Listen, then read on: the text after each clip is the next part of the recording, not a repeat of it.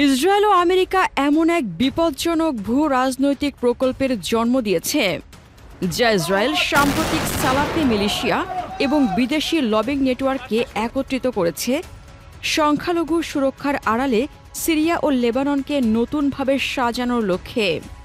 প্রশ্ন হলো, লেভান্ট কি এই ফাঁদে পা দেবে? যখন আপনি সিরিয়ার মানচিত্র দেখেন, মনে হয় যেন এটা সমতল রুবিক্স কিউব, দেশটিকে যেভাবে ভাগ করা হয়েছে তার জন্য। আর আমরা মূলত দেশের পশ্চিম অংশের শাসন ব্যবস্থা নিয়েই কথা বলছি। মার্কিন সিনেটর জেমস রিশ 13 ফেব্রুয়ারি সিনেটর ফরেন রিলেশনস কমিউনিটির শুনানিতে। সবকিছুর শুরু হয়েছিল মার্কিন সিনেটর জেমস রিশের এক আপাত অনানুষ্ঠানিক মন্তব্য থেকে, যা মার্চ মাসে সিরিয়ার উপকূলে আলাউই সংখ্যালঘুদের ওপর গণহত্যার কয়েক সপ্তাহ আগে দেওয়া হয়েছিল। তিনি বলেন, আমার ধারণা হলো আমাদের এই পশ্চিম অংশের দিকে মনোযোগ দিতে হবে এবং বাকিদেরও পর্যবেক্ষণে রাখতে হবে। কিন্তু প্রথম লক্ষ্য হচ্ছে, আপনি যদি এই অংশের নিয়ন্ত্রণ না নিতে পারেন তাহলে পুরো দেশের নিয়ন্ত্রণ নেওয়া সম্ভব হবে না। সাবেক সিরিয়ান প্রেসিডেন্ট বাশার আল আসাদের পরবর্তী মার্কিন নীতি নিয়ে কমিটির সামনে সাক্ষ্য দিতে গিয়ে Washington institute for near east পলিসির ব্যবস্থাপনা পরিচালক মাইকেল সিং বলেন, আমার মনে হয় আমরা পশ্চিম সিরিয়ায় যা ঘটছে তাতে মনোযোগ দিতে পারি, সেখানকার সরকারের সঙ্গে কাজ করতে পারি, পাশাপাশি বিভিন্ন গোষ্ঠীর মধ্যে ঐক্য আনার এই প্রক্রিয়াকে উৎসাহিত ও সহায়তা করতে পারি। এই মন্তব্যগুলো ধীরে ধীরে একটি সাংগঠনিক বহুমুখী অভিযানের রূপ নেয়, যা এখন পরিকল্পিতভাবে বাস্তবায়নের দিকে এগোচ্ছে। ওয়েস্টার্ন সিরিয়া প্রকল্প এখন অস্পষ্টতা ঝেড়ে একটি স্পষ্ট নীল নকশায় পরিণত হয়েছে, যেখানে সাম্প্রদায়িক পুনর্বিন্যাস এবং বিদেশি সামরিক সমন্বয় মিলিয়ে সিরিয়া লেবাননের সীমান্তের দুই পাশেই নতুন বাস্তবতা তৈরি করার চেষ্টা চলছে ইসরায়েলের তত্ত্বাবধানে। সিরিয়া ও লেবানন জুড়ে বিস্তৃত পরিকল্পনা করছে আমেরিকা ইসরায়েল।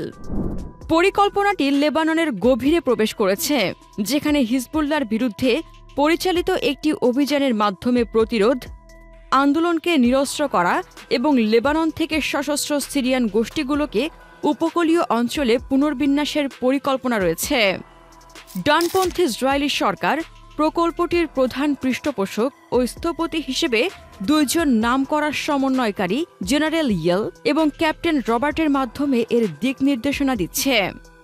জনসম্মুখে এটি সংখ্যালঘু, বিশেষত খ্রিস্টানদের সুরক্ষার মিশন হিসেবে প্রচার করা হচ্ছে, কিন্তু এর আড়ালে উপকূল জুড়ে গির্জা, মঠ ও ঐতিহ্যবাহী স্থাপনায় হামলা সংগঠিত করার পরিকল্পনা রয়েছে, যা সাম্প্রদায়িক উত্তেজনা উস্কে দেবে এবং ইসরায়েল নেতৃত্বাধীন হস্তক্ষেপের অজুহাত তৈরি করবে।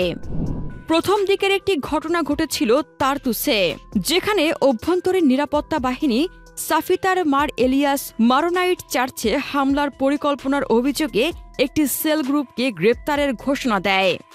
এ ঘটনার প্রকাশ বিলম্বিত হওয়া এবং পূর্বে দামেস্কের মার এলিয়াস গ্রিক অর্থোডক্স চার্চে আত্মঘাতী হামলার সঙ্গে এর সময়কাল ঘিরে সন্দেহ তৈরি হয় যে ইসরায়েলি গোয়েন্দা সংস্থা সিরিয়ার নিরাপত্তা কাঠামোতে প্রবেশ করেছে। অভ্যন্তরীণ নিরাপত্তা প্রধান মোহাম্মদ আবদেলাল জানান, এটি একটি উচ্চ পর্যায়ের নিরাপত্তা অভিযানের মাধ্যমে ব্যর্থ করা হয়, যা ছিল সুনির্দিষ্ট গোয়েন্দা তথ্যের ফল। অনেকে এটিকে খ্রিস্টান সম্প্রদায়কে অস্থির করার ও বাইরের হস্তক্ষেপ বৈধ করার একটি হিসেবি পদক্ষেপ হিসেবে দেখেছেন। এ ঘটনার দুদিন আগে পক্ষপাতদুষ্ট গণমাধ্যমে খ্রিস্টান মিলিটারি কাউন্সিল গঠনের একটি যাচাইহীন বিবৃতি ছড়ানো হয়, যার নেতৃত্বে দাবি করা হয় এলিয়াস সাব নামের এক ব্যক্তির হাতে, যার অস্তিত্ব কোনো বিশ্বাসযোগ্য রেকর্ডে নেই। ঘোষণায় দাবি করা হয়, এই কাউন্সিল মাহারদে, আল সুকাইলাবিয়া, সাদাদ, মালুলা ও তারতুসের খ্রিস্টান যোদ্ধাদের ঐক্যবদ্ধ করবে এবং আন্তর্জাতিক মহলে অপরাধের প্রমাণ পেশ করবে। যদিও এটি বিভাজনের বিরোধিতা এবং একটি ঐক্যবদ্ধ ধর্মনিরপেক্ষ সিরিয়ার পক্ষে কথা বলেছে, অনেকের সন্দেহ এটি বিদেশি হস্তক্ষেপের অজুহাত তৈরির জন্য কৃত্রিমভাবে তৈরি একটি ফ্রন্ট।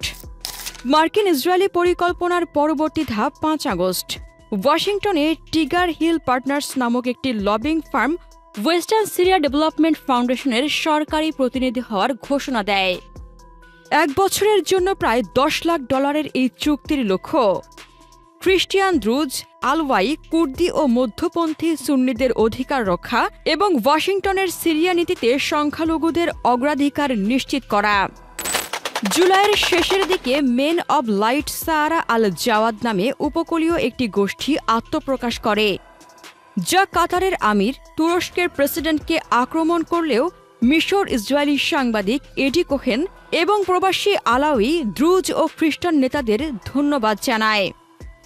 17 জুলাই তেল আবিবের একটি হোটেলে ইসরায়েলি সরকারি কর্মকর্তা, সিরিয়ান আলাউই ও দ্রুজ ব্যক্তিত্বদের মধ্যে গোপন বৈঠক হয়, যার কিছু অংশগ্রহণকারী দীর্ঘদিনের নির্বাসিত। এর পরপরই 21 থেকে 22 জুলাই দ্বিতীয় বৈঠক অনুষ্ঠিত হয় এবং অল্প পরেই সাহারা আল জাওয়াদের উদ্বোধন ঘটে। 6 আগস্ট ইসরায়েলি সাংবাদিক এডি কোহেন ফেসবুকে ঘোষণা দেন যে যুক্তরাষ্ট্রে একটি আলাউই দ্রুজ জোট গঠিত হচ্ছে।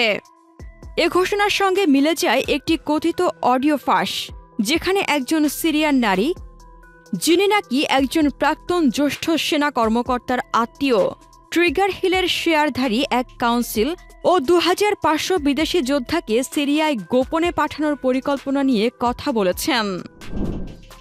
একজন আঞ্চলিক নিরাপত্তা সূত্র জানায়, ইসরায়েল সিরিয়ার সাম্প্রতিক ও জাতিগত বিভাজনকে কাজে লাগিয়ে সংখ্যালঘুদের রাজনৈতিক ও সামরিক হাতিয়ার হিসেবে ব্যবহার করতে চায়, যাতে দুটি কৌশলগত করিডোর খোলা যায়।